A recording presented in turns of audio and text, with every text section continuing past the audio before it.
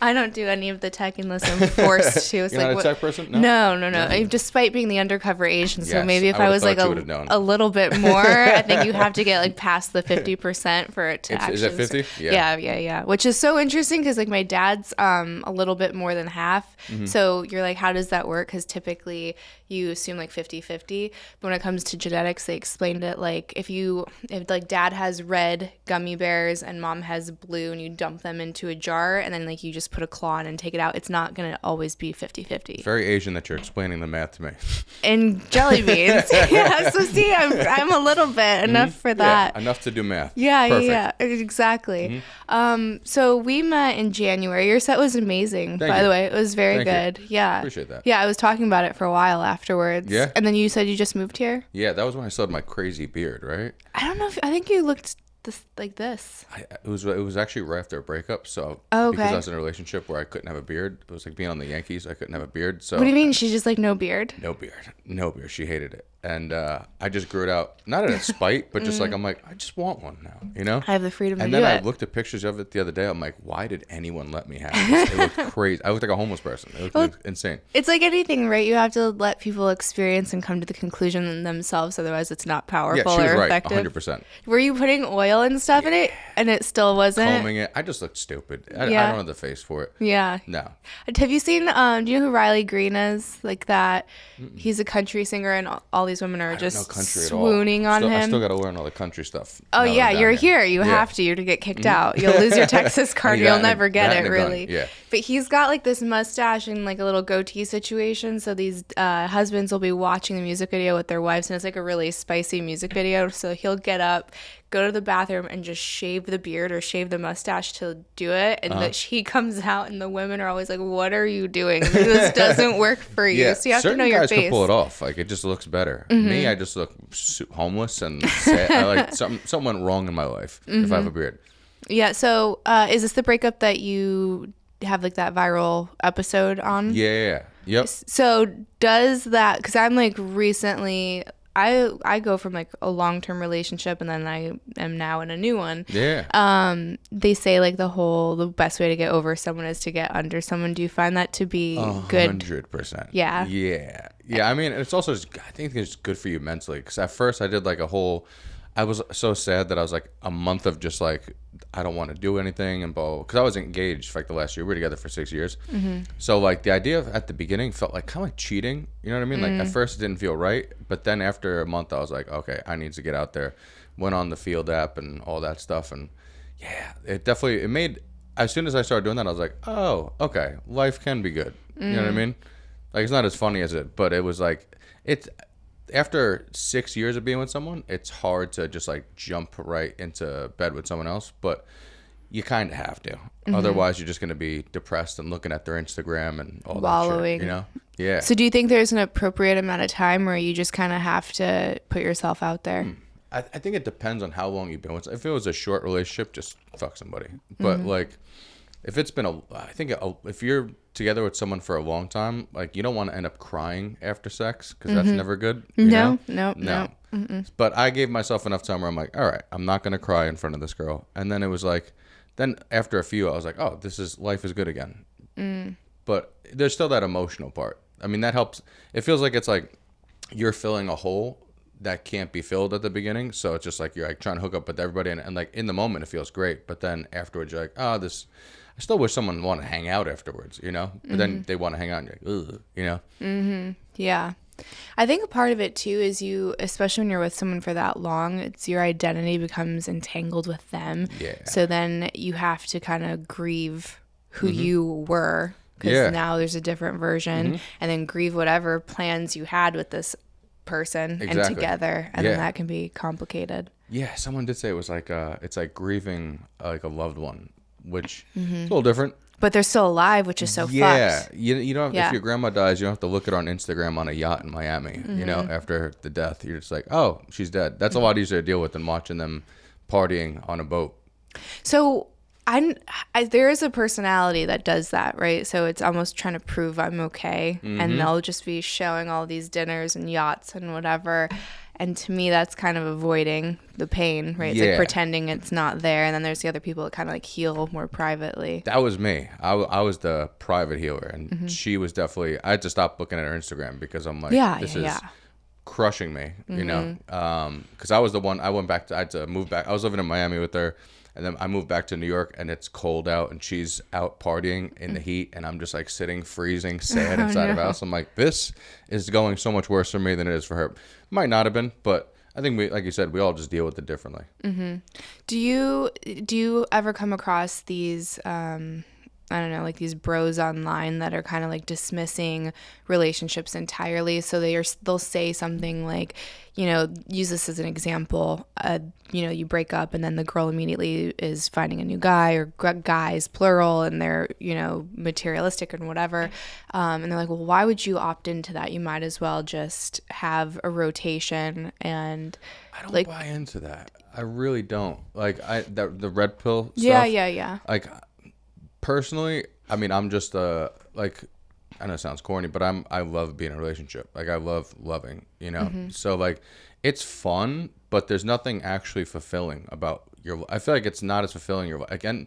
Also with my career, it's good to have someone who actually like believes in you, and like that like at the beginning, I give her so much credit, because at the beginning of the relationship I wasn't successful yet and all that, but she was the one that believed in me more than I believed in me. And that propelled me, because if someone believes in you that much, it helps so much, because then you start believing in yourself, and that makes the biggest difference. And I think if you have just a rotation, it's fun, but like having someone care about you and like push you to go and be better, like it's hard to do that just on your own sometimes. And it's good to have that person that's like a backbone to you, because I think that most successful people have someone that like really believes in them and like is as into what they do as they are. And I feel like that with just a rotation, you're not going to get that. I mean, they'll think you're like in stand-up, they'll think you're funny and stuff, like they'll come to shows, but will they actually believe in you? Probably not. And you probably won't even take what they say as like, you take what they say as like a grain of salt, because I've done that before. And it's like, sure, they're like, oh, I love coming to your shows, stuff like that, but they weren't like,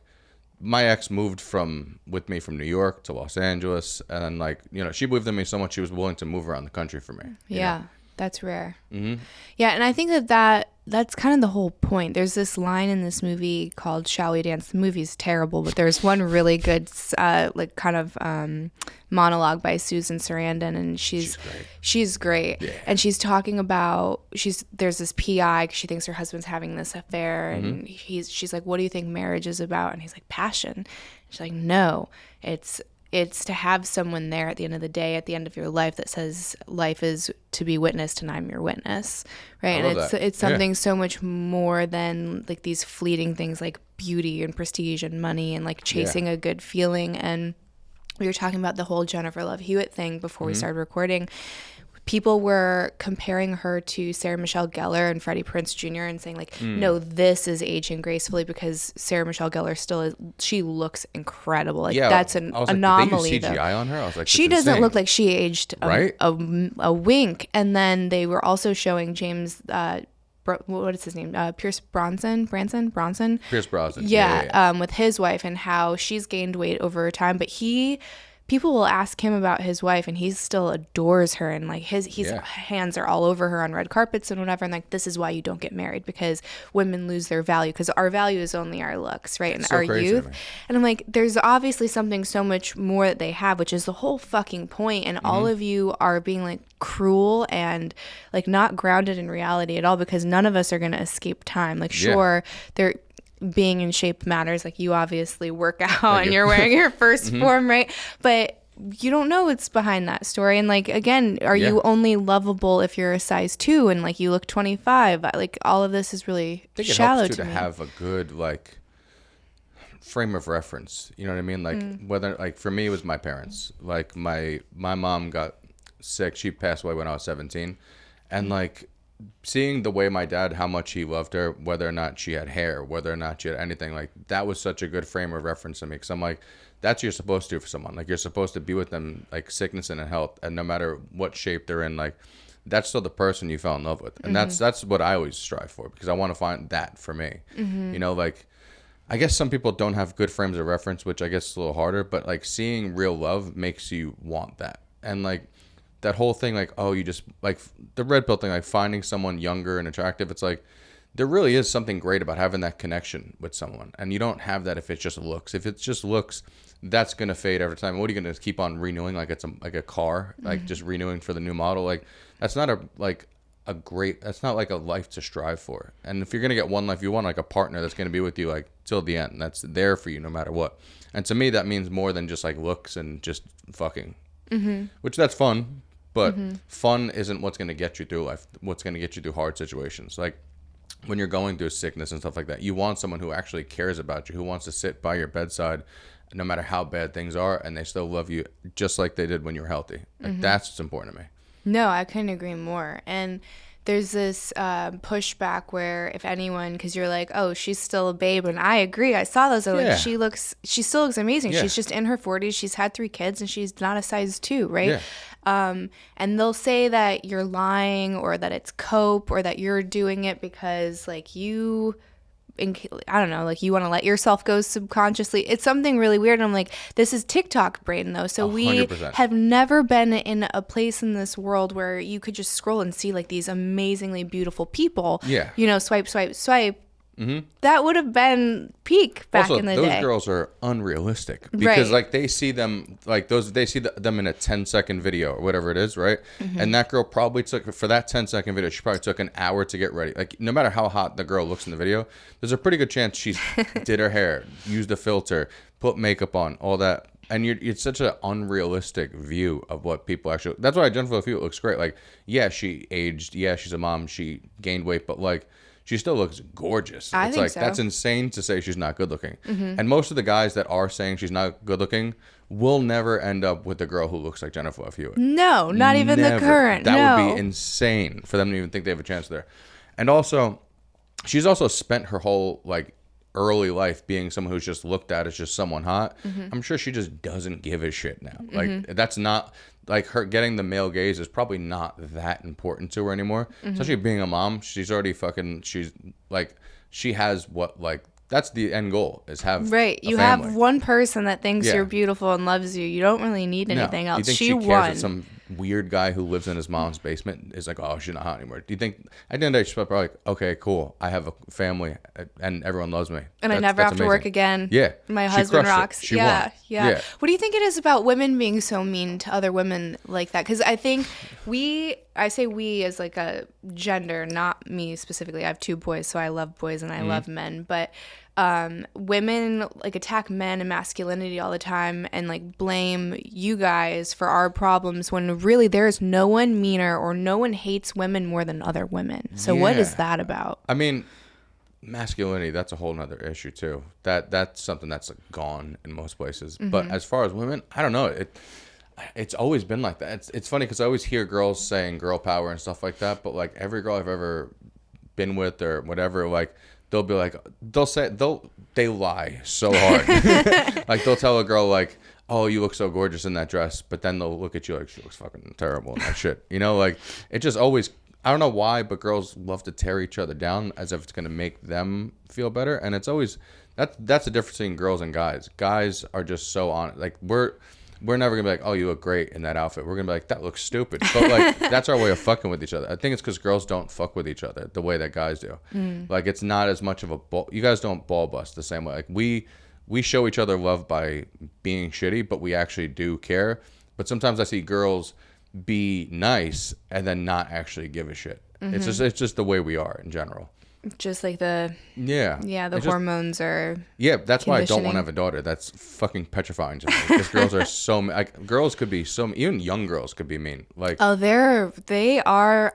All my other mom friends have girls. I have 2 boys, and I would like hear these stories of them having to pull over the car because they'd be crying because their 3-year-olds would just like tear them apart. And I was like, how already? And then there's a lot of jealousy between like who dad belongs to, and that happens really early on. That's horrifying. Like there's this, I remember with me even when I was maybe 3 or 4 and I would say like I want to marry my dad, right? Like that's a very normal thing for little girls to say, and then when your parents have to break it to you, like, you can't, because like, Yeah, I'm this married is to in the dad. South, yeah. Well, I mean, no, it's in they the do it in a more innocent way. They're just like, no, like, mommy's married to daddy. Like, it's not like Yeah, that. you're And not you just stealing have dad. your first heartbreak. You're like, wait, that a this thing? isn't. Yes, it's Yeah? a very real thing for little girls. I didn't know that. Yeah, and then you'll have some dads that will kind of prioritize the kid instead of the mom, and then I think that that's what the underlying tension is between mothers and daughters. See, I'm always scared to have a girl. I just feel like the mother-daughter relationship is so tricky to navigate. Is it a thing that girls are scared? I've heard this before. I don't know if this is a real thing or if there's any science backing it, but I've heard so many girls scared to have a girl because they say this girl's going to take my looks. You ever heard of that before? They say that during pregnancy, so they say that they suck all of the beauty out of you Is during it like pregnancy. the estrogen that you're losing? I don't know what it is. So you tend to gain like boy bellies, like when they're in your belly. Oh, there or is a like, thing. Yeah, you can look at a woman and tell a boy or girl. It's almost all of the time. So if you're carrying a girl, the weight kind of goes everywhere, and you're just like big. And then with a boy, it's kind of like low and tight. So it's like Interesting. more concentrated, and then girls are higher. So like it's just like you look big. Damn. Yeah. I didn't know that. Yeah, but I know a lot of beautiful women that have had girls. I think it's just that pregnancy. Yeah, I've just seen girls doesn't carry like, as well. mad at their young daughter. They're like, she took my looks from me, and it's like, No, That sounds I don't like that. yeah, that sounds like a you problem. It does, yeah. And Yeah. it takes time. Like, everyone's body's different after you have a kid. Like, my first one, I blinked and the weight was off. Like, Yeah. you know, a couple of weeks. It was stupid. And then my second one took forever. And then it doesn't help, again, with social media, because you see these supermodels that are already just genetically blessed. Like, they look like Yeah. a gazelle. So, like, you can't even tell they're pregnant. You're like, Yeah. why don't I look like that? And you're like, stop doing this to Yeah. yourself. TikTok really fucks with people's heads. Like, it gets me sometimes, just because, like, as someone who's into fitness, like, you see physiques that you're just like, fuck, you know, like, and it'll be like a 25-year-old kid, and I'm like, how is this kid more jacked than me, and all this shit, and it really, that's why I've tried to limit, like, because I have to use social media for work, like, to post my jokes and stuff like that, but like, I've tried to limit how much I actually go on it. You know, because it will fuck, no matter who you are, no matter how confident you are, it will fuck with your head at some point. Like, you'll be like, oh, there's someone better looking than me, younger than me, funnier, whatever it is. You will find, your algorithm has a way of finding out how to make you feel like shit. I don't know how it does it, but it always does. So what gets men with social media? Like, what are the things that make you feel insecure? I'm 5'8", so see, I've never had a problem with it, because from being funny and all that, like, but like, there is constant videos of, like, you'll just see like, I was just scrolling yesterday, and some girl's like, I won't be with a guy who's under 6'4", and I'm like, what the fuck?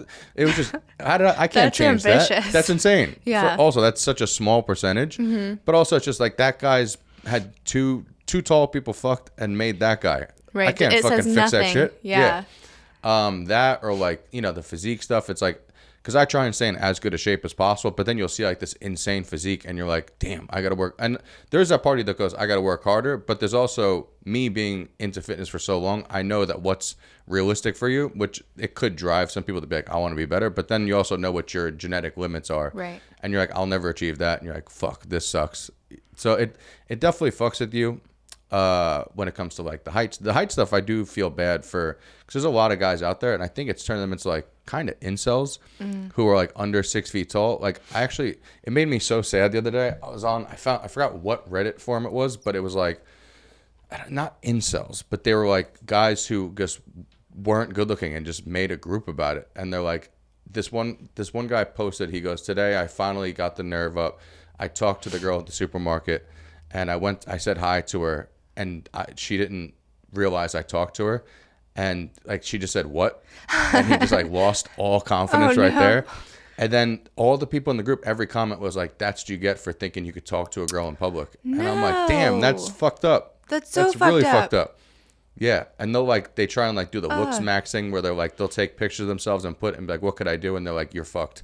Just give up. And I'm like, it's a fucked up. Now guys are going through it. Like, it's called looks maxing, and it's like they're going through what girls do, where they're like, how could I be prettier? And it's kind of fucked up after all. They're injecting peptides at like 18 years old just to Whoa. try and be to glow more, which I don't even know what that means. And we're still learning about peptides, so Yeah. I don't know. I would do that while you're still developing, because you guys are developing till you're 30. Yeah, I saw a comment on one of them. It was the kid said, "I'm 16 years old. Can I take testosterone and could I take the GHK one, which is supposed to make you like glow and look better in the face?" And I'm like, at 16, you're already have your hormones already. You're basically on steroids. You don't need testosterone. But the fact that these 16-year-old kids think that they need tren and they need test and they need to be injecting peptides, I'm like, it's kind of fucked up.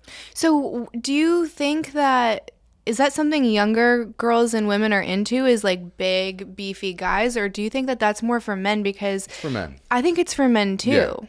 It's funny because like men being into getting big is the equivalent of girls wearing like 8-inch heels.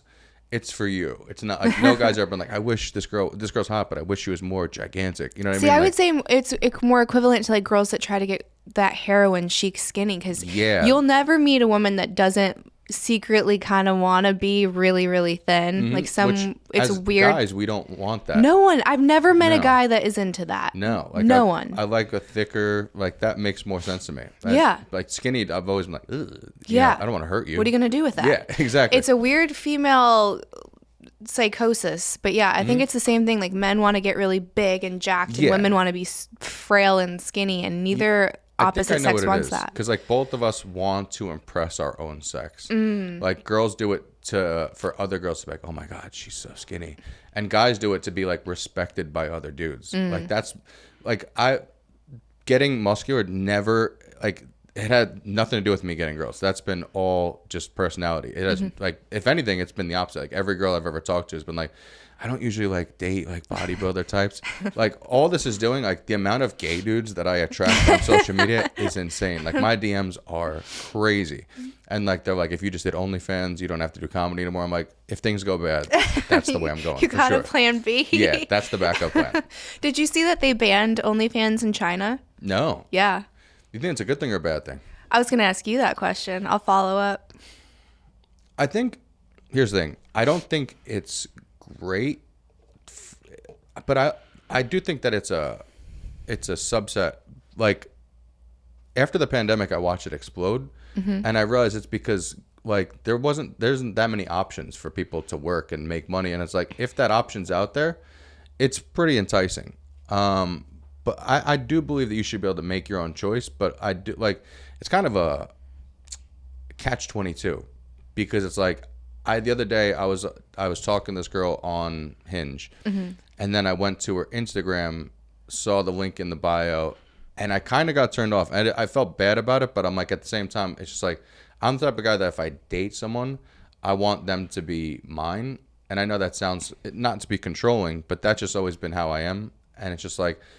I'm totally for people doing what they want to do, but it's also like, I guess taste-wise. I'm sure there's plenty of guys out there who don't give a shit. Yeah. You know, but like, I think making it not an option. I don't know. China's not exactly known for their morality. Yeah. So I guess it's kind of on brand. See, for me, I see people that are like, yes, it's a contagion and it's destroying society and culture, and go China. I was like, wait a second. If you're using China as your metric for what is like good and right and ethical in this world, you're a little fucked up. Your north is very skewed because they're literally keeping North Korea afloat and they're like harvesting human organs. So let's maybe start there. I don't know if you know, with the treatment of girls, they kind of you're the second girl born, you're getting drowned in the river. So okay, maybe let's not pretend that this is a win. Also, I would ask the question of what makes OnlyFans different than TikTok or Instagram or any other social, because I think it's social media that's ruining people. It's weird too, because you're definitely right. Like I've definitely seen. Like I'm friends with this girl, and she posts the same pictures on Instagram that she posts on OnlyFans, and just makes like $50,000 a month doing it. I'm like, wow, that's insane. Good for her. Good for you. Yeah. I don't know. I guess it's just more stigmatized, right? I guess it's more the if you post it on Instagram, don't get me wrong, there's definitely guys who are going to be in the comments like, whore. Show bobs. Yeah. Yeah. But like, I don't know, there's something about the stigma. It's almost like, once you do that, there's guys out there who are just going to see that as your willing to show it to everybody. But it's weird how they don't think that as much for Instagram, right? Or TikTok. Well, I'm thinking more of just the idea of people are saying that it's the reason that people are so single, like they're single or not having sex anymore, birth decline, all of these things. And I would say that there's more of an issue with video games than there is with pornography. The average person, like we pretend it's like this very addictive, crazy thing, and there is no study that shows that it has an effect on the brain. I'm not saying it doesn't, but there's no study. And there's also, it doesn't qualify as an addiction. I'm not saying people don't have an issue with it. Those are two different things. Yeah. So the average consumer watches a video for 2 minutes, and it's about 6 minutes a week. You're talking about porn? Porn, yes. Video games, 2 we're minutes sounds talking about right. hours. Yeah. Hours for video games. So I think the issue is just general disconnection. I think the difference with that is just you can't finish playing a video game. Well, it's more like an avoidance, right? So Yeah. like you're using technology and social media or porn as an avoidance tool instead of just one and done kind of a thing. And I also think that the reason that OnlyFans boomed during the pandemic, it wasn't because everyone wants to just like get off. It was connection. So if you talk to most of these girls, like, I mean, the one that you just mentioned is a great example because she's not even getting naked and she's making that much. I guarantee most of her money is coming from conversations in the DMs. That's where it's coming from. Which I found out the back end of that, and it's so funny to me because so I was hanging out with my buddy and we were just like, he was like, we were talking about like, because at the time, like during the pandemic, like you couldn't do as much stand up. So like I went back to doing like online fitness coaching, and I asked him what he's doing, and he goes, I'm on OnlyFans. And I'm like, what? And he goes, I'm not stripping. He goes, I'm the guy that responds to the dick pics. And I'm like, that's a fucking job? That's not them? What? He's like, yeah, it's my job to talk dirty to these guys. And I'm like, I did not realize that girls were hiring people to basically look at other dudes' dicks and be like, nice dick, bro. Which is, that's crazy. But people, that's the thing. It's like people actually sometimes think that they're having a connection with someone. They don't realize they're actually talking to some dude that's just fucking getting paid $15 an hour to look at dicks. I think sometimes they don't care though, because there are these Sexbots. I was about to invest in this one, and this guy is crushing it. I can't remember the name of the company because it was like 4 years ago.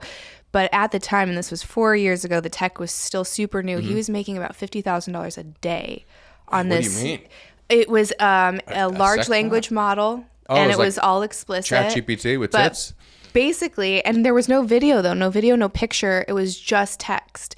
And these guys were spending so much money just to talk to someone and have that conversation have the possibility to go into something explicit. And they knew it's a robot. Like it's almost dystopian. Yeah. I know. So some of these guys don't care. So I'm like, well, if that's where they're landing, like what else is the alternative? Like you take that away. There's a movie about that. With, Black Mirror did an episode Phoenix. similar. Oh, her. Yeah. Mm-hmm. That's kind of creepy. Damn, that's kind of sad. Yeah. That people like are willing.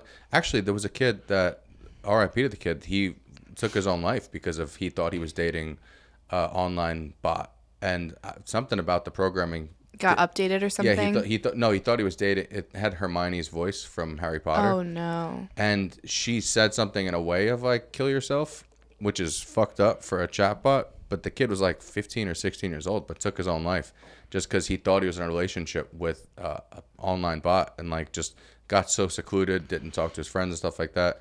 Ended up killing himself, which is, it's pretty fucked up. That, I mean, I talk to ChatGPT all the time, but like there's people who like use it as a therapist at this point. Like I have friends that like are like, I stopped going to my therapist, so I started just talking to ChatGPT, which is I don't think it's ready yet no, for that. No, it doesn't have a degree. I wouldn't do that.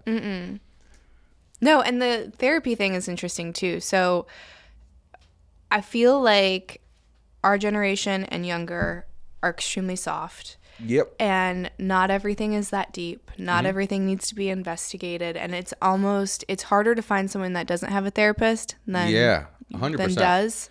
Yeah. It took me so long to actually even go to a therapist because like I'm from like an Italian American like neighborhood. So that's like looked at as like, why would you do that unless you're crazy? I do see the benefits in it though. Like after, I didn't use it just to like talk to them. Like after I went through the breakup, like my friends were like, it would just be good to just like talk to someone. So they helped me like talk through things, which was actually good. I actually think it's now if I get married at some point, I actually think there's benefit in seeing a therapist when it comes to relationships, because he helped me work through a lot of things that, like, because after a breakup, you're kind of like, oh, this is their fault, this is their fault, this is their fault. But what he helped me realize was like, oh, you actually have faults too. But he let me talk through it until the point where I knew it in my own head subconsciously, the things that I was doing wrong.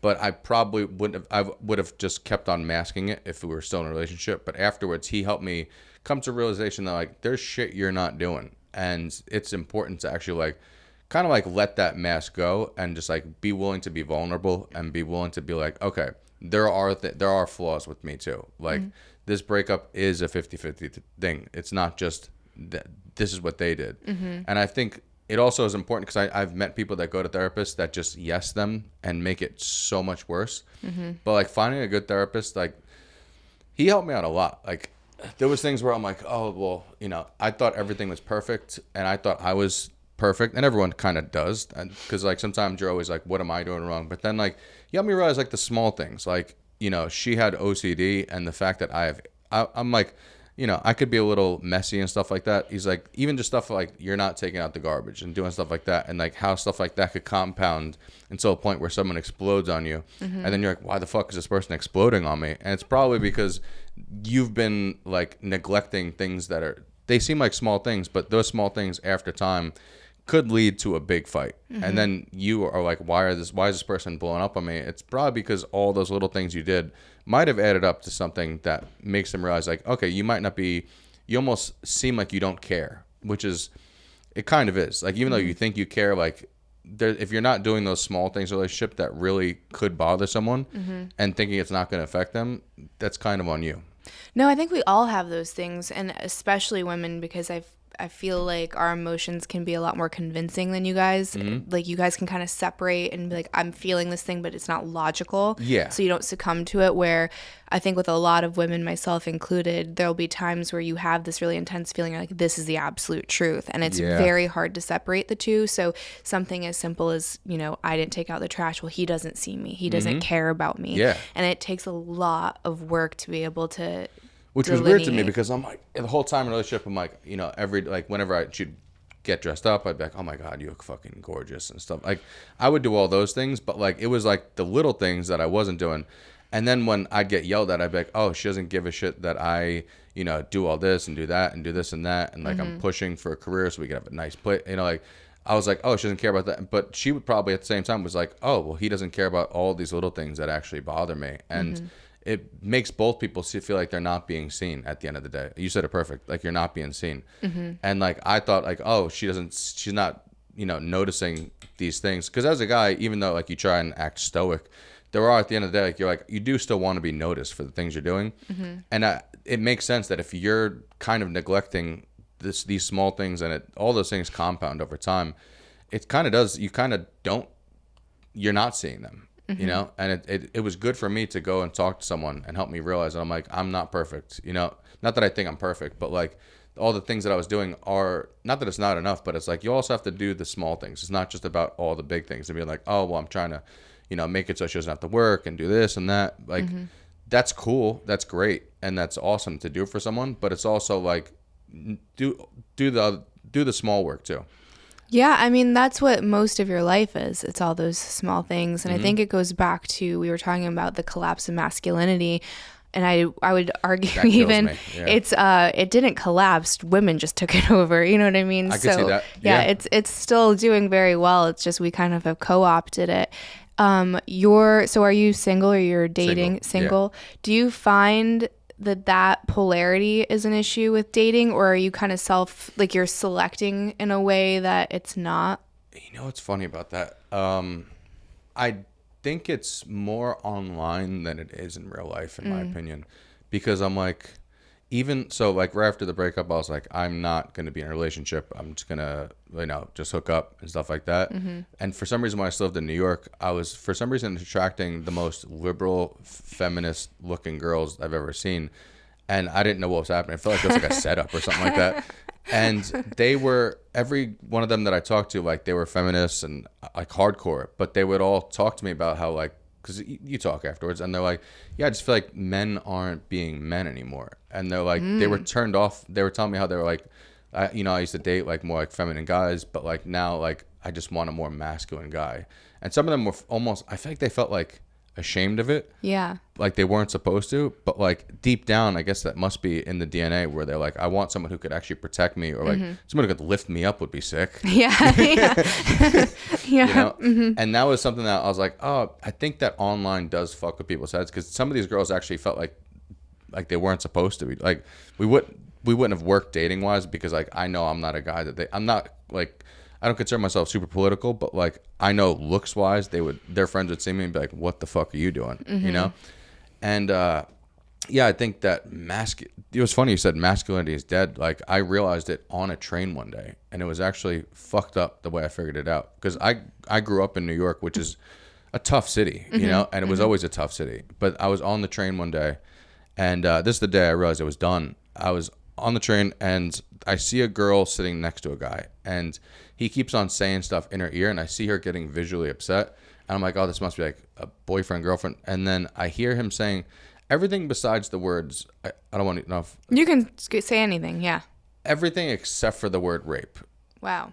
And I see this girl start crying, and I look to my left, look to my right, and there's all these bearded dudes wearing like flannel. I'm like, okay, we're all going to do something about this. And I like look over them, and I stand up and I look, and all of them just started looking at their phones. And I'm like, oh, they're fucking hipsters. They're not real dudes. They're just dressed up. They're doing male cosplay. Yeah. So I asked the girl, I'm like, are you with this guy? And she's just like, no.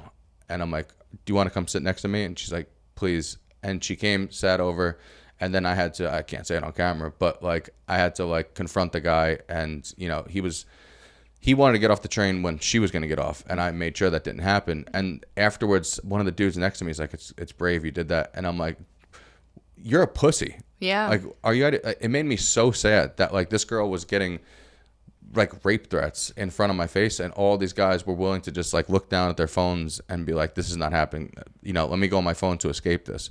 And like, I'm from New York where like you're supposed to step up and do something about it. As a dude, you're supposed to protect the girl. And it was just sad for me to look at and be like, no one does this anymore, you know? And I feel bad for women, because it's like, you know, at the same time, like everyone's like, oh, like it sucks that like there's feminists out there that like, oh, toxic masculinity. But like that masculinity is the one thing that's going to like save a girl from that type of situation. And I don't think it's toxic by any means. I think there's just a how do you put it? Like, I think that we've called masculinity toxic, but I feel like it's something that we absolutely need. And toxic masculinity is that guy who is thinking that I could just say these things in public to this girl and no one's going to do anything about it. That's toxic. It's not toxic to just want to be able to stand up for a girl in public, you know, because like there are the chance of getting stabbed and shit like that. But I didn't even think about that in the moment. It was just like, I need to get up and do something about this. And it was just sad to watch how feminine these dudes were, you know, So what do you think that's about? Do you think that when you see men that don't step up to things like that, that it's, you know, fuck feminism, I'm just not going to participate because we're all equal now, so you have to defend yourself? Or what do you think the mentality is? Scared of confrontation. Okay. They're scared of confrontation, and they're also, I mean, New York is definitely a city where sometimes if you do something about it, you might get in trouble. So I think between that and just being scared of physical confrontation, just because so much of New York is people who aren't even from New York anymore, that didn't grow up like getting in fist fights and stuff like that, that actually make you that type of dude. I think that they're just like, they're soft. And it's like, they're almost like women with beards. Like they've never been punched before, so it seems really scary. Like if someone who's never been hit, as fucked up as it sounds, I think as a dude, it's good to have been punched in the fucking face. Yeah. And to have gotten in fights and to have lost, for you to realize that like it's not that bad. And there's certain situations where like, that's why like in that situation, when I confronted the guy and I was very like in his face, he also backed down. He didn't want to do anything about it. And I realized it's like, I want to tell people like, in those situations, people are scared of confrontation for the most part. So in a situation like that, if you step up and act like you're going to do something about it, because I'm a comedian, I'm not a fucking MMA fighter, but like I was mad in the moment, and people are going to, most dudes are going to back down, because especially someone like that is probably a pussy if they're willing to do something like that. So as a dude, step up and do something about it. So I guess one of the questions is I think feminism has a bad rap, like in general. So now we kind of equate it to like blue-haired, I hate the patriarchy, I hate men. I'm like, sure, that's one version. Because I think a lot of the debates that are happening right now is like, was feminism a net negative or a net positive? I'm like, that is such a retarded conversation to have, because are we going to pretend that women shouldn't be allowed to wear pants or ride a bicycle or use the post, or that the husband was allowed to rape them up until the 70s? This is a true story. Couldn't open up a bank account. Like all of these things that I think are necessary if you want to have like an enlightened and progressive and technologically advanced society. All of those things are a win. Let's touch on the fact that I see guys that are like, women shouldn't be in the workplace. Well, we're so far past that. And they're like, well, you know, like, let's just say women didn't work and you're in a 2-family household. Are you going to be able to support yourself, her, children on one salary as an average dude in today's society? Not a chance. Now you're just poor. Good job. And to me, it's kind of a horseshoe theory. So the men that are saying women shouldn't be in the workforce because, you know, we put makeup on, or the way that we dress, or we're distracting, or that you guys have to behave differently, which is true, right? Like you guys can't have the banter and right, because women tend to get more sensitive, and that's why HR is there. So I get that. And however, they're at Coldplay concerts apparently, and Coldplay concerts, but it's saying like, I don't have enough self-restraint or control or delayed gratification that she's so distractive I can't perform, is kind of like, to me, all I think about is more like Muslim countries. Okay, so let's just like throw a tarp over her because she's so distracting that that's the problem, is her and her femininity, not like me and my lack of control. Can you not control yourself around a woman who's wearing makeup? Right. How do you just walk around life? What a fucking psychopath. So sensitive. Yeah, that's crazy. It all boils down to like, we don't have the economy to even like not like, if women didn't work, fucking shit would, it would, like, don't get me wrong, like, when I say that, because like there's dudes that are like, oh, dudes do all the jobs that keep society together, and like there's a lot of merit to that, but there's also like, without women working, our economy is pretty fucked up. If you want to be in a relationship, it's, unless you're making like 200, like if you're living in New York, you better be making at least $400,000 to be able to live with someone and have them not work a job, because that's middle class in Manhattan. Crazy. You know, that's crazy. So like, if you're a guy who makes $60,000 in New York City and you think, oh, girls shouldn't work, you're it's homeless. Like, okay, enjoy the shelter. Oh my God. Yeah, I think it's like what, 110,000 is what you need to make in San Francisco to be above the poverty line. Not even middle class. Insane. Above the poverty line. That's insane. So we can keep having these philosophical and hypothetical conversations, but I think it's a waste of oxygen. 100%. Waste of oxygen. Like you said, hypothetical, because we're in a society that is doing terrible as financially. So yeah, like I said, unless you want your kids to not have clothes, then your wife has to work. And as fucked up as that sounds, like, you should strive to make enough money where she doesn't have to work. But it's good. Me personally, I like a girl that has ambition. You know, like, that's something that turns me on. If a girl is like, wants to make something of herself, I don't want someone who has no, because to me, I'm like, we should both be ambitious. Like, I'm not like, I don't think it makes sense to be with someone who has no ambition at all. Like, that's such a positive trait, and it's such a good trait to pass on to your kids. Like, if you have kids, you want them to be able to look up to both their parents and be like, wow, my parents, you know, wanted to do something with their life. I wouldn't want my kids to look up to someone who doesn't want anything and is like willing to just sit there. Like, it's just not, like, it's not a good role model in my opinion. No, and I think there's nothing wrong with being a stay-at-home mom if that's what you want, 100%. because that is super hard It's work. so admirable. But what is a complete psyop is you have these women that run multi-million-dollar media companies telling you to be a stay-at-home mom. Yeah. And how fulfilling it is. I was like, well, why aren't you doing that? You have 3 nannies. Your company's worth $50 million. You do a show every single day. Exactly. And I know how much prep work goes into that. And then you're doing everything on the back end and payroll and what, like, again, I think it's admirable. It's very hard work, but it is this very specific type of person that wants to do that. Yeah, most women want to work. When it's a girl saying to do the trad wife thing, but they run a podcast that makes Yeah. $1 million a year. Yeah. You're not working. You just have a really cool fucking job. Right. So, tell people to do that. Tell them to work for a job where they have more time with their kids. Don't get me wrong. I think that's so important to have time with your kids. Yeah, especially when they're young. So it's great. Strive for something where you have more free time. But to tell them you shouldn't work at all and just be in the house, like When you're not doing it yourself. Why are you being hypocritical? And how come the audience doesn't see it? Like I don't understand. It's crazy to me. They're like, oh yeah, she's so trad. I'm like, she's not. Like nothing about her is traditional. And that's no fine. woman in the 1950s had a podcast. No. No. Like that's they had a not little bottle thing. of pills to get them through the day. Yeah, and your mom wasn't sponsored by Squarespace. You know, like there was no like it's a totally different life. So trying to compare the two things it's not the same thing. I guess touching on the whole CEO and HR debacle, did you see that he resigned? The CEO? He did. It's funny. I guess I could say this. My brother works for Coldplay. My brother tours with them. He does like the sound and stuff like that. And it's so funny. There? Yeah, he was there. And he's like, yeah, we just saw it on the thing. And we're like, that's weird that they just ducked away because they didn't know until afterwards. And afterwards, he's like, holy shit, what the fuck? And I wish I was at that show because my dad, it was my first time my dad and his girlfriend came to go see my brother at work. So they got to be there for what an amazing moment to see was this.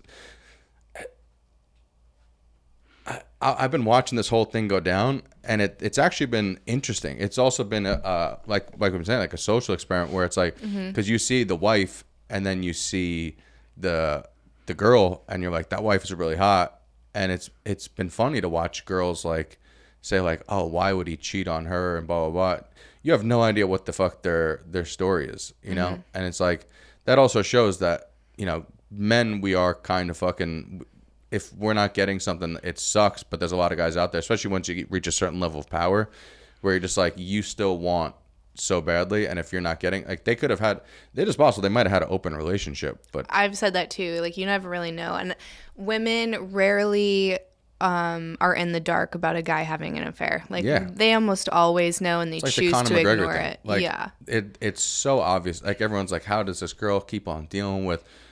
First it's like him cheating with this girl, then it's that girl, then his dick is online, and she, I don't know if you saw, she commented about it. No, I didn't. She just said, "That's my monster."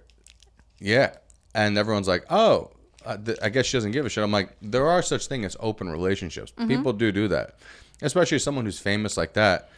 You don't date or marry Conor McGregor and not know what you're getting into. Yeah. And they're not even married. So they've been in a relationship and they have kids, but they're not married. And it's like, it's an open relationship. It fucking happens. It has to be. Yeah. At least on one end. There's no way someone would be that delusional and be like, oh, he doesn't cheat on me. It's just Conor McGregor who's coked out of his mind, going all over the world, fucking partying.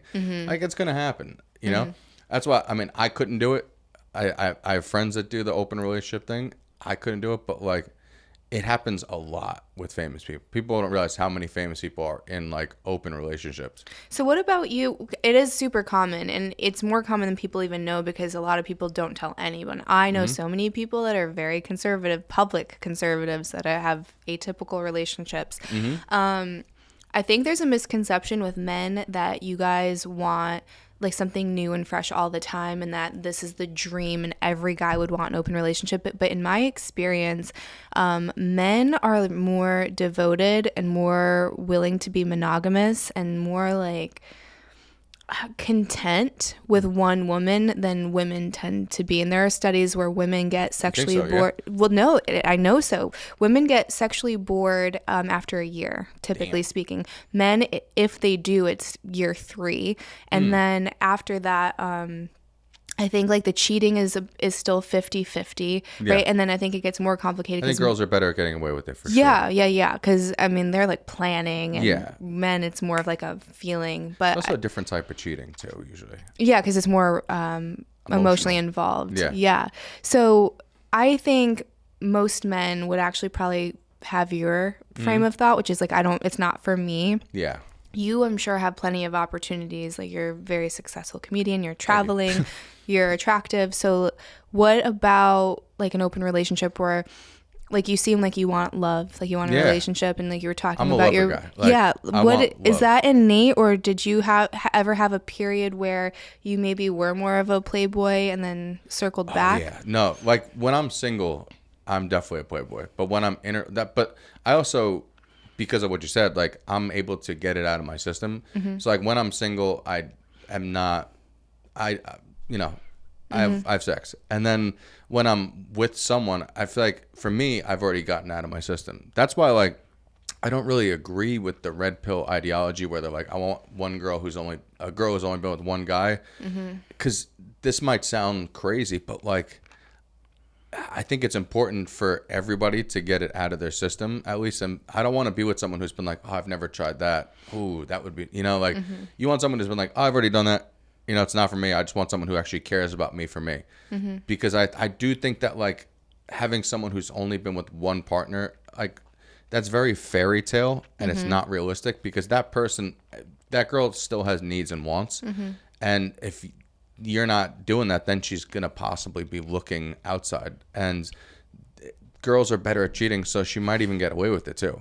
You know, so it's like I'd rather be with someone who's done it, gotten out of their system, and is content with just being like, I know what I want, I know what I like, and that type of person is going to know all the things that they like, which is super important. You don't want someone who still needs to discover themselves, Right? Because that's when you find someone who's going to be wandering. And that's just my opinion. I know that's a weird way of looking at it. I know some guys would call that a cuck shit, but like everyone uses that word the wrong way. I'm like, that's not what it means at all. And No. also, a true cuck is not going to be offended that you're calling them a cuck because they're into it. Yeah, so like it doesn't make sense. Yeah, it's pretty crazy. It doesn't make any sense. And yeah, there's this like retroactive jealousy that people have, and they're like, don't you want someone that's never been with anyone else because do you want to? And this is it irks me. Do you want to train her, or do you want her trained by other men? I was like, first of all, that's not the perspective that you should be having. It's she's discovering what she wants. It's not these other men training her. I think the best sex is going to be with someone who knows what they want. Right, because then they can advocate for it, and they want to be there versus like, I don't really know what's on the other side. So in a weird way, it is actually more authentic and more pure because she or he has experienced these things and still chooses you, right? Like you don't know what you don't want till you experience it. And I don't know, there's something... Again, you use cheating as an example. I think that's a great one, but so is money and fame. So many people think if I have both of those things, I'll be happy. Or if I find a spouse that has those things, I'll be happy. And I fell into that bucket when I was young. I started in the adult industry for a while, and I kind of like popped off very quickly. Nice. And that you go to all these like mainstream celebrity parties and like I'm sure you know comedians love porn stars. Yeah. So you end up in the same circles, and I had like a very circle that we are because we're all degenerates, so we just get along really it's a Venn well. diagram for sure now. Yeah. So I ended up like briefly dating this guy that had both of those things, and it was terrible. Like it was terrible. It's like, oh, he sucks. He's very broken. These things don't make me happy at all. Yep. And if I didn't have that experience, like I could be someone who's always like longing for or like not being satisfied with or not pushing like the guy that I'm with to do better because like he's not good enough. Well, no, those things don't matter at all, actually. I think it all depends on how you start off too. Like I'm from the Bronx. I'm not from like a very rich part of New York. So like I always aspired to like, you always want, I think what everybody really wants and what actually makes you happy is safety, right? Like it's not like you think that it's being rich and successful, but every time I've gone up another step in this industry, it hasn't made me happier. The thing that's made me the most happy is not having to worry financially about like, oh shit, do I have to eat beans today? You know, like that's a shitty part of your career where you're like trying to find money to like, at the beginning, that's what it's like. 'Cause you're not making shit. So you're like working a day job. You're like barely get that. I understand people like strut, but like the happiest I've been so far has been like just when I got to the point where I'm like, okay, I don't have to like freak out about bills anymore. And I think that's a great place to be. And it's also like, it depends on how you start out too. Like I started out, you know, in the Bronx. It's not like a rich area, obviously. And you know, I always want to be like rich and all that, but like you realize as you go further, you meet these rich people and they're some of the most unhappy people you're ever going to meet. Like I met someone, I can't say the name, but their dad is a billionaire, and their whole family is like, they're so depressed. And I think it's because like they've gotten everything that they want, and they've never had any kind of like drive for anything, that like they're kind of just like complacent. They do drugs. They're always fucked up.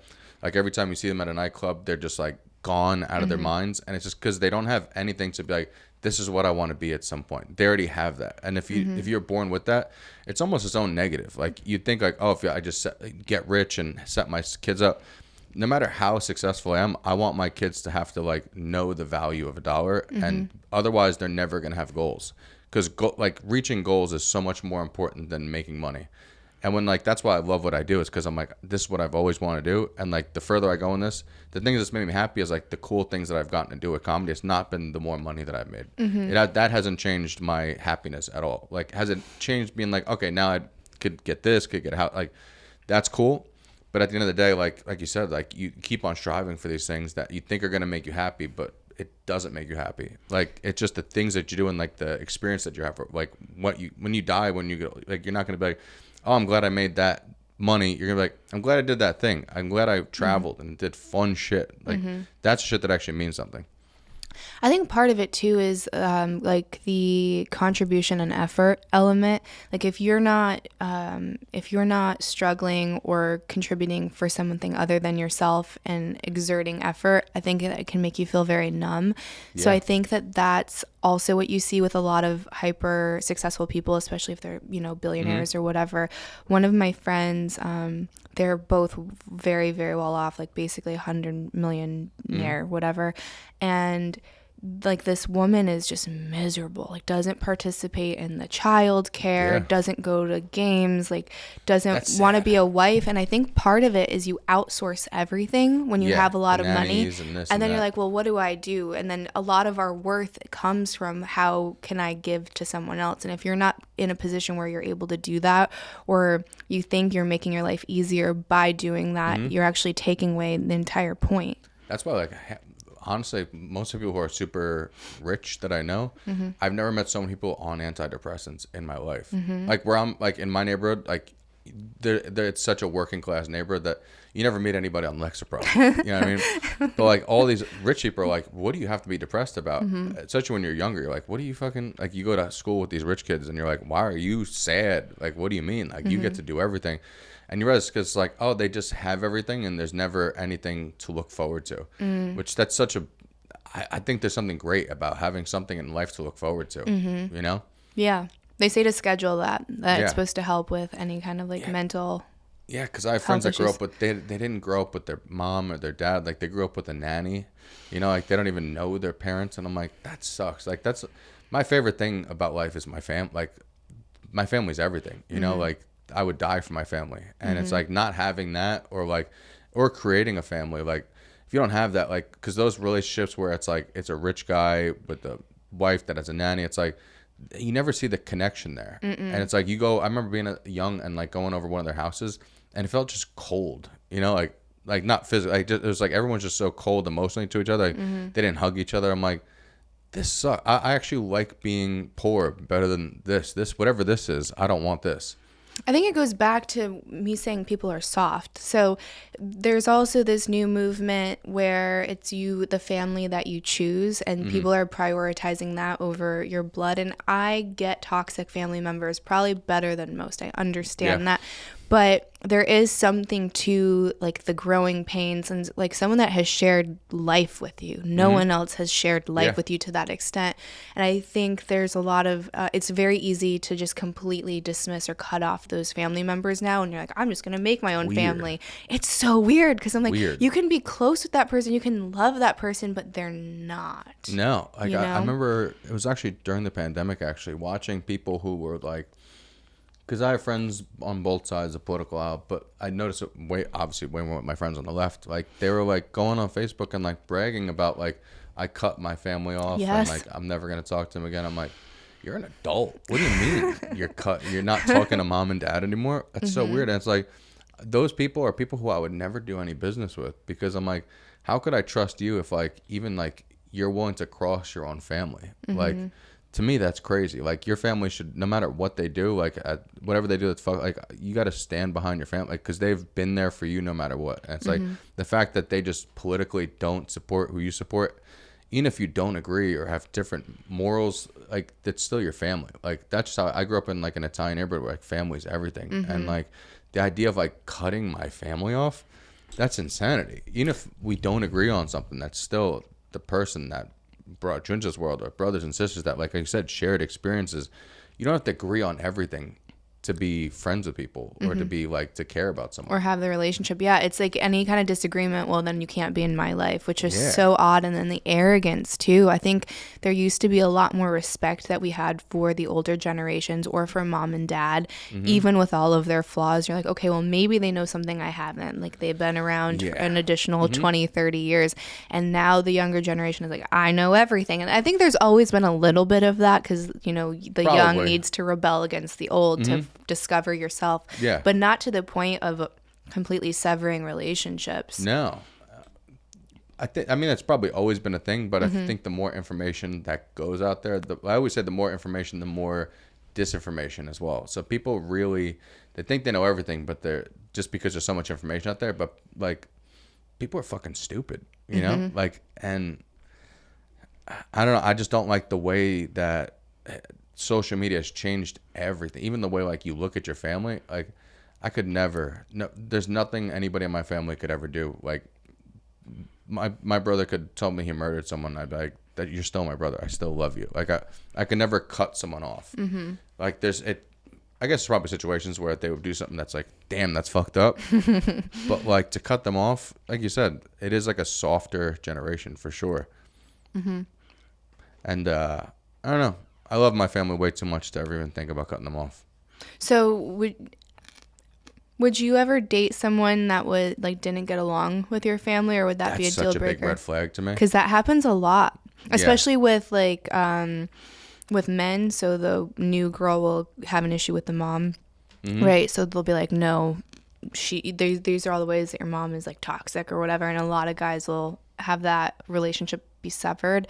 Like I wonder why more people don't see that as an issue, because that it's such a trope, but it's so true. Like when I go to these mom dinners, there is not a single person I know that has a good relationship with the mother-in-law. I'm like, what is that about? Really? Like, is that what you want? Because to me, that's holidays that have a riff, and I'm like, I don't want that. No, like even like the in-law thing, like with my ex, like her family, like her family lives in South America, and like we would go, I used to love going down there and seeing her family and stuff like that. Like I couldn't imagine being in a relationship where I don't get along with their family. If they didn't get along with my family, I just wouldn't be with them. That just is not going to happen. Like I couldn't even imagine like that, just like, especially for holidays and shit like that. I don't want a fucking awkward Christmas. No. You know, like I want to enjoy Christmas, not be like, oh fuck, how's this going to go? And I have friends that are like that are like, they're like, yeah, she doesn't get along with my mom or whatever. And I'm like, well, why are you with her? That's fucking insane. Yeah. Why would you be with someone who could disrespect your family? That's, like you said, choosing someone who's not blood over blood to me is crazy. Like that, like my mom passed when I was younger. So like when I see people who don't respect their mom, I'm like, just know at some point you're going to really fucking regret all of this, because this person's not going to be around and you're going to miss this person so much. So like when I see people who take that for granted, it's such a turn off to me. Like if they're like, you know, I don't care about what my mom or my dad have to say. And I'm like, that's fine, but if you're gonna disrespect your family, I don't want to be with you. Right. And I think respect is the biggest thing, because you might like, there might be things that annoy you about the other person, because we all have those tendencies and tics, but it's respect at the end of the day. And also a thing that I do is most generous interpretation. So if my mom, for example, I think a typical mother-daughter relationship where it's very tumultuous, but we're still very close. So it's kind of like this ebb and flow, but it's always having that respect for her. So making her feel welcome when she comes over and having her participate in my children's lives. And it's weird because when you're in it, you might not necessarily see it as clearly as when you have a better perspective that's, you know, a little bit further out. But my ex was like that, like never made her feel comfortable and would kind of pick apart everything that he didn't like. And again, like no one's perfect, but it's like, can you be respectful? Can you, you know, create an environment where it feels like family and it feels good, even if it's just for like those few days a year, you know? I couldn't imagine if someone I was with was picking apart any of my family. I'd be like, who the fuck do you think you're not gonna do this in front of me? That's fucking crazy.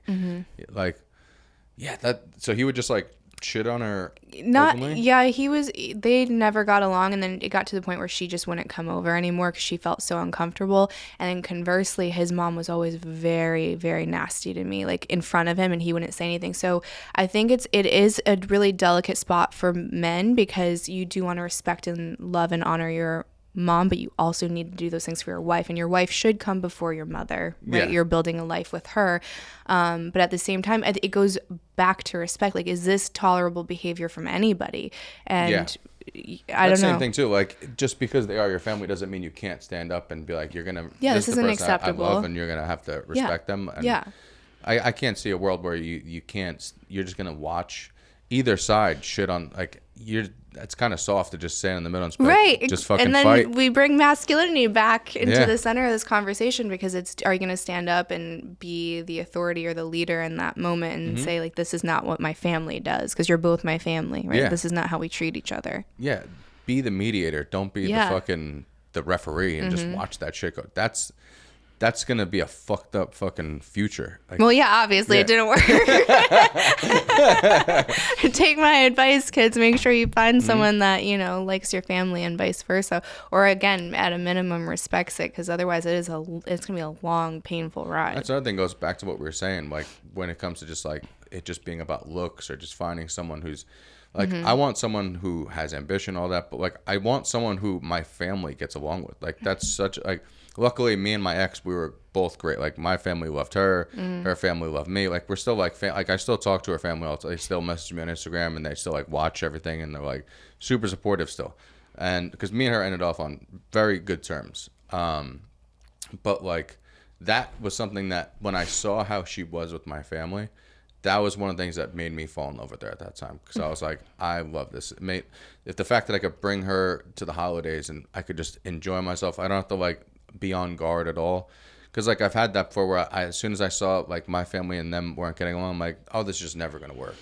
Like, I want that. Like, it's a great moment when the person you're with and your family gets along. Like, I love that. So that's why that's why looks are cool and shit, but it's also like, you need a full package if you're going to be with someone. Right, that gets you through the door, right? It doesn't maintain the relationship. So obviously, connection, chemistry, attraction, that's the first stepping stone, but it doesn't go beyond that. It just doesn't. Yeah, now, like, whole younger, like, better looking model thing, it's just like, I've learned this now that I'm 35. Like, since I've been single, have hooked up with girls that are like 25, 24, and like, it's cool. The sex part's cool, but then like, when you have to have a conversation afterwards, you're like, ugh, what the fuck are we gonna talk about? And it's just awkward, and it's like, I don't really want that anymore. Like, I want someone, at least if I'm gonna, I'm just gonna, it's gonna be a hookup. I don't even do one night stands anymore. Like, I want someone who at least I could talk to afterwards, because otherwise it's like, they're talking about like K-pop, and you're like, I don't even know what that is. That's insane. That happened recently. She started talking about K-pop bands. I'm like, I don't even know what that genre of music is. It's that, I think it qualifies, that one song with Bruno Mars right now. My oldest is obsessed with that. The I don't even know what that is. No, I'll just show you the video later. It's so stupid. But again, my 5-year-old's into it, so not a good metric. I haven't listened to new music since like 2012. I still have the same playlist I did from high school at this point. I do too. It's my kids that keep me on. They keep you, yeah? Yeah, they're That's just awesome. on YouTube, so they're finding K-pop. I'm like, what is this? Yeah. And it's catchy though. It sticks in your head. Uh-huh. I'm gonna play it, and you're gonna curse me after. And you're like, Watch this me music's start listening to it all the time. You This will are. be You're on like, my this is playlist now. amazing. Maybe that 24-year-old was onto something. I'm gonna hit her back like, yo. Have you heard this one? Well, this was awesome. I don't want to take up too much time, because I know you're doing the gamut I had fun today. though. This was fun. Yeah, this was super fun. Can you tell all the listeners how they can follow you, if you have any upcoming shows or anything? This will be out in probably like a week and a half. Okay, so I'm on everything at Not Nick Simmons, and right now me and Brian Callen are touring together, and my website is not updated. So actually, just go to briancallen.com, because we're gonna be on tour for the next, up until New Year's at least right now. Oh, that's awesome. Yeah, Yeah, he's great. yeah, that's like my older brother. Yeah, Yeah, he's yeah. the best. Awesome. I will link everything below. Check out the affiliates and sponsors, and we'll see you next episode. Bye, everybody.